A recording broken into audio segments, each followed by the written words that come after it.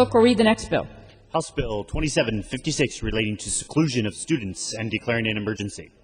Question now arises upon third reading and final passage of House Bill 2756A. Representative Gomberg. Thank you, Madam Speaker.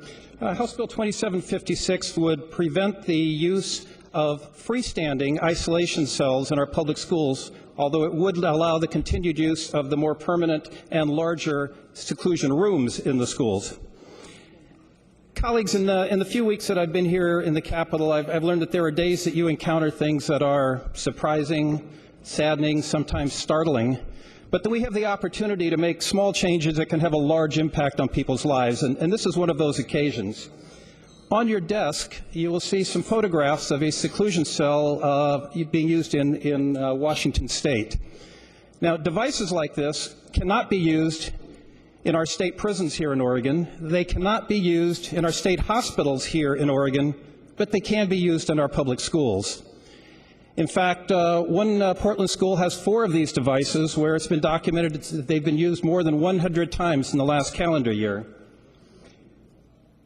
A few days ago, your Committee on Education met a remarkable young man named Jared, 12 years old. He was poised, he was poignant, he was articulate, very calm, and he described for us his experience when he first started school in the first grade and found himself on a weekly basis frequently forced into one of these seclusion cells. He described the unit as a tall box, perhaps 5 by 5 feet, lined with a scratchy fabric. He said that he was sent there almost on a daily basis, sometimes for acting out, sometimes for misbehaving, sometimes simply for punishment. And he would remain in this seclusion cell, isolated from the outside world, for a minimum of 30 minutes, and on some occasions for as long as 2 hours. 2 hours, no bathroom breaks, first grade, 6 years old. He described for us how his fellow classmates would react to this and how he would react to it. And then he said something that simply took my breath away. He said that this happened on such a frequent and common basis that he never complained. He never told anybody because he thought it was a normal part of the education process.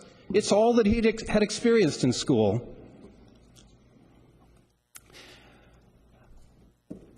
Colleagues, we want our schools to be safe. We want them to be safe for students, for teachers, for classified staff, and there is a place for seclusion. There's a place in seclusion rooms, which are larger, which are more permanent, which are safer, and are regulated and used infrequently. This bill is about the freestanding cells that are much smaller, much more isolated. There was no opposition to the bill in our committee once it was amended. The bill passed out of committee on a unanimous basis, and I would ask you today in joining me in supporting this measure and sending a simple message that here in Oregon, we don't put kids in boxes. Thank you, Madam Speaker. Thank you, Representative. Further discussion. Representative Huffman. Thank you, Madam Speaker. To the bill. To the bill. Colleagues, the reason I stood up before and I'm standing up again is because in the committee we actually had 3 bills in a row that mentioned seclusion, and it did get a little confusing in committee, and so I wanted to just bring out to all of you what the intent was on the seclusion cells.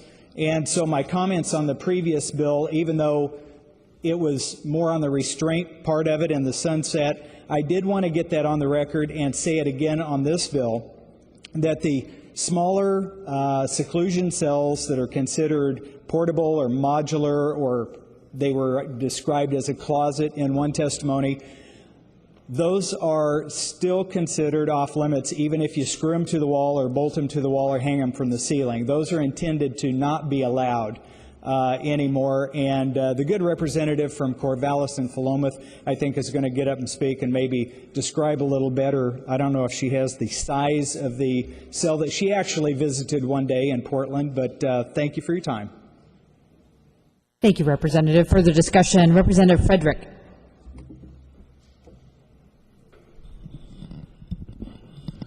Thank you, Madam Speaker. I was on that same tour with the representative from District 59 and from Corvallis, the representative from Corvallis and Philomath.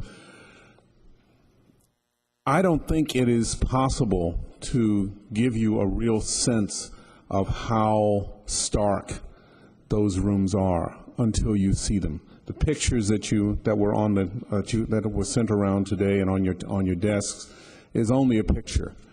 If you are standing there and you are looking at a room like this and you realize that a 5, 6-year-old is going to be put in this particular room at some point, it's hard to believe that that can take place in that way. These are not rooms. These are little cells. And that is not how we treat our kids. I just ask that you vote for this bill and recognize that I think we're taking a step towards a humane and effective way of working with youngsters who need some extra help. This is not giving them that extra help. Thank you. Thank you, Representative. Further discussion, Representative Comp.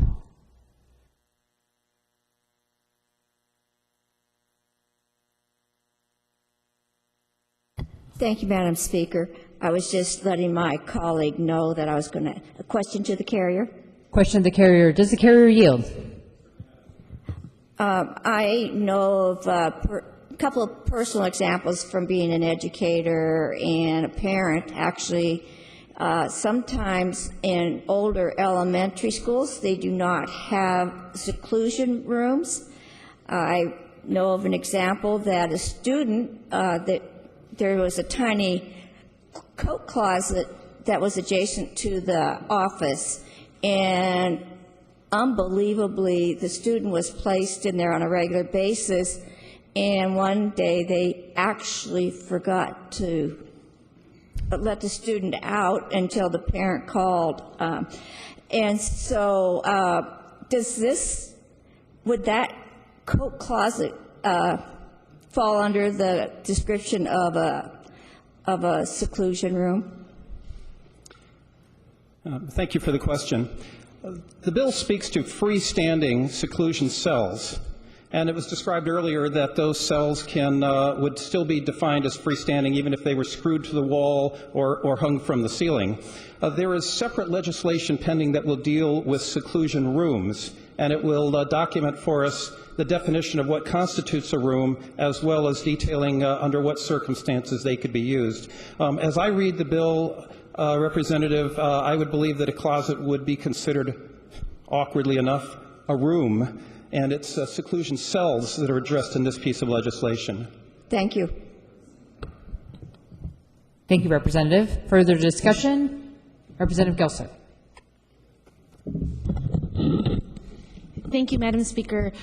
Colleagues, this is a very important bill for a small number of students for whom it's very important. As the carrier of the bill indicated, and my two good colleagues, we have seen these existing in Oregon. We did visit a school in Portland that had 4 of these for young children, 2 for students, I believe, kindergarten through 2nd grade, 2 for students from grades 3rd through 6th grade. When we asked for the data about the use of those, as was allowed under the bill that we just lifted the sunset on, we learned that by the 2nd week of January of this school year, those rooms had been used, those cells had been used over 100 times. There are 150 students in that school. Think about that for a minute. When we visited, I asked to go inside one of these cells because I had been told that they're very calming, that it can make you feel better, that it can make you relax. I asked to go inside. I asked to have the door shut. I didn't feel calmer. I didn't feel relaxed. There was a window. The one I was in was different than the photos on your desk because there was a window about where that upper peephole is. It was about this big. I'm an adult. I could see out that. If I was a 6-year-old, I would not be tall enough to peer outside of that window, so I would not know what was happening on the outside. If I stretched out my arms, I could touch the walls on both sides in either direction. I had the opportunity to speak with a reporter earlier this week that tried to visit some of these in other parts around the state. There was only one school that would let him in to see what they were using for seclusion. The others said that there was a strict policy of not letting the media in to see these things. And colleagues, I would propose to you that if there are things that we think are too troubling for adults to see, we should not be putting children inside of them. And that's why the other legislation that we've referenced here today that is now sitting in Ways and Means is so important. It will allow the Department of Education to address the issues that the good representative from Woodburn raised, to address the minimum standards for rooms that are used for seclusion. Because there are times when students need to be separated. There are times when a student needs a quiet place to calm down. But those need to be safe places of an appropriate size, with appropriate ventilation, with appropriate light, that respect the dignity of that student. It should not be a box that we are locking a 6-year-old or a 7-year-old or an 8-year-old inside. Nor should it be a box that we have other 6, 7, 8, 9, 10-year-olds sitting in that room watching other kids get locked inside. We had a child psychiatrist testify in House Education that talked about the long-term psychological trauma of witnessing this or experiencing it. So colleagues, I urge your aye vote on this bill. It has an emergency clause. Once the governor signs this bill, schools will continue to be able to use seclusion rooms, but those students in that school that we visited will no longer have to go into those boxes. Thank you, Madam Speaker. Mr. Speaker. Tricked you. Further discussion? Seeing none, Representative Gomberg, do you wish to close? Very briefly, Mr. Speaker, and I do thank the chairman from Corvallis-Philomath. Out of respect for our young witness, I wanted to tell you the end of his story, because I explained to you that he found the use of the seclusion cells so commonplace that he thought it was a normal part of his educational experience. And that was true in his first grade, throughout his second grade, his third grade, and fully into his fourth grade, where finally his mother found out what was going on and pulled him out of the classrooms. Once again, please support this measure. We don't put kids in boxes here in Oregon.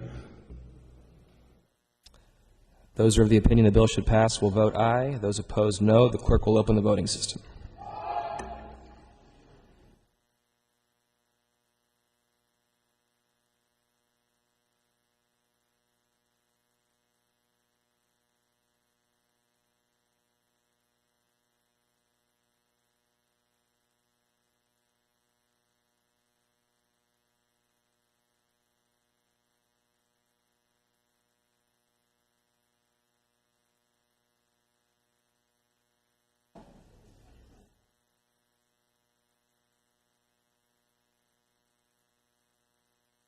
House Bill 2756, having received the constitutional majority, is declared passed.